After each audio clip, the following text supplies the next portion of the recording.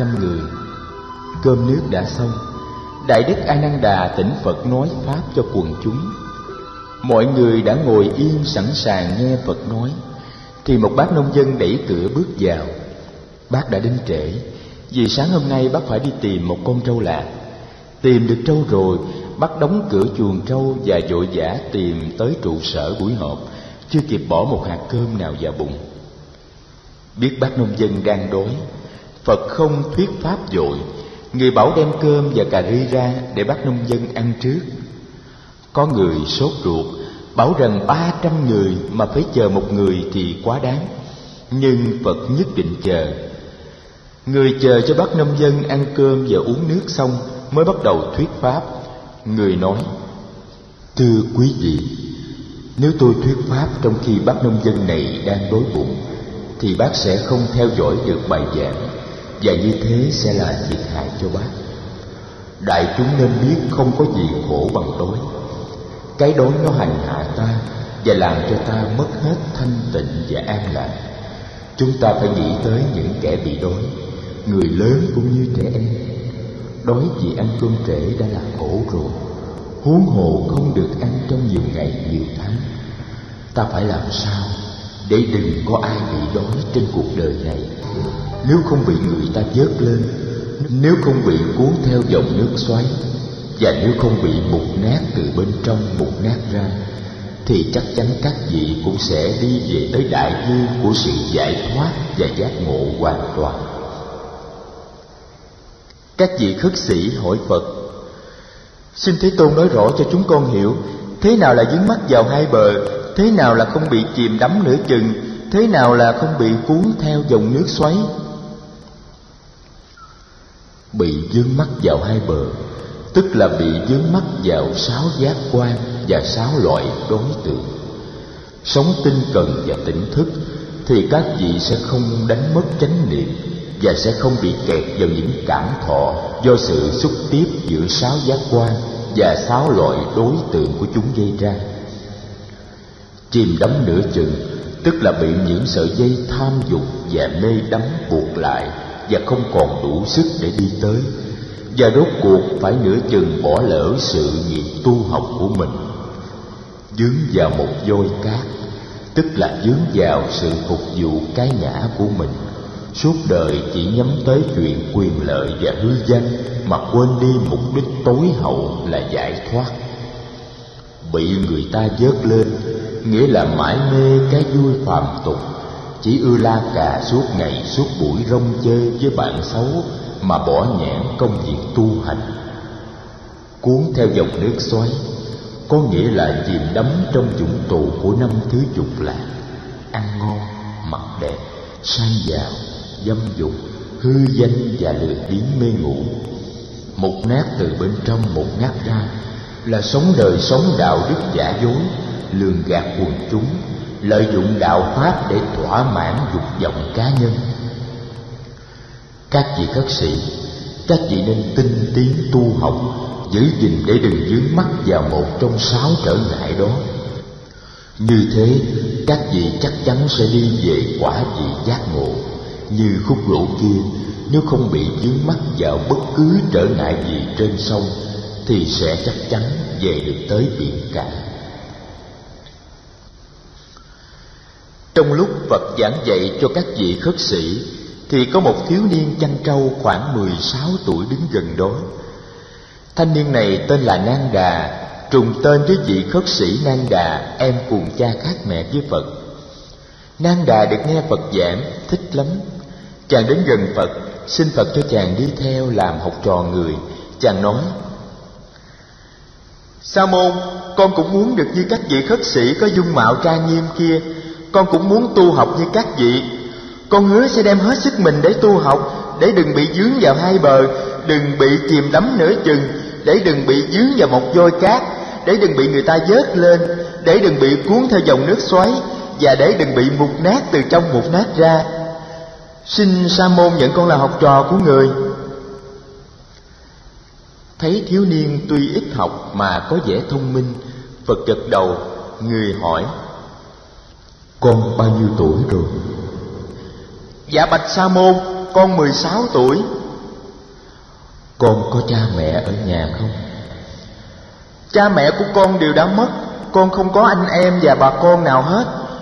Con chỉ ở và giữ trâu cho một người giàu có trong làng mà thôi. Phật hỏi tiếp: con có thể ăn một ngày một bữa không? Con đã quen ăn như thế từ lâu rồi. Phật nói: đáng ra con phải có đủ 20 tuổi mới được chấp nhận vào giáo đoàn. Tuổi chưa 20 thì chưa đủ sức chịu đựng được kiếp sống không nhà không cửa. Nhưng con là một thiếu niên đặc biệt. Ta sẽ xin giáo đoàn cho con được miễn điều kiện tuổi tác. Con sẽ tập sự 4 năm với tư cách một sa di trước khi thọ giới khất sĩ. Bây giờ con đi lùa trâu về trả cho chủ của con đi, và con xin phép chủ con cho con nghỉ việc. Xong xuôi con hãy đến tìm ta. Thiếu niên thưa: bạch sa môn, con không cần làm như thế. Những con trâu này khôn lắm, chúng có thể đi về chùa một mình mà không cần con lùa. Nhưng con phải lùa chúng về, giao chúng lại cho chủ đàng hoàng, và xin phép chủ nghỉ việc thì con mới được chấp nhận theo ta. Nếu lỡ con lùa trâu về giao cho chủ và xin phép chủ được rồi, nhưng khi con trở lại Phật và các thầy đã đi hết rồi thì sao? Phật cười: con đừng lo, ta đã hứa thì chúng ta sẽ đứng đây chờ con. Nang Đà sung sướng đi lùa trâu về chùa. Phật gọi khất sĩ Cát Tường, người nói: Cát Tường, thầy giao cho con hướng dẫn em thiếu niên chăn trâu này. Thầy tin rằng con biết cách giúp nó. Cát Tường chắp tay phụng mệnh. Thầy Cát Tường năm nay đã 39 tuổi. Thầy biết tại sao Phật giao trách nhiệm hướng dẫn em thiếu niên chăn trâu này. Được gặp Phật hồi còn 11 tuổi, Cát Tường đã được Phật cho xuất gia năm thầy lên 21. Chính vì Cát Tường mà Phật đã nói kinh chăn trâu. Kinh này thầy Cát Tường vẫn thuộc lòng. Thầy đã từng trùng tuyên kinh này rất nhiều lần cho các bạn đồng tu. Cậu bé này sẽ được tập sự xuất gia, và 4 năm sau sẽ được thọ giới khất sĩ. Thầy Cát Tường tin tưởng là mình đủ sức để hướng dẫn chú bé Nang Đà này. Đã đến lúc Phật giao cho thầy trách vụ tiếp độ những người trẻ tuổi. Bạn thân nhất của thầy là Đại Đức La Hầu La, năm nay cũng đã, nó là Ba La. Hi Ma đã có chồng có con.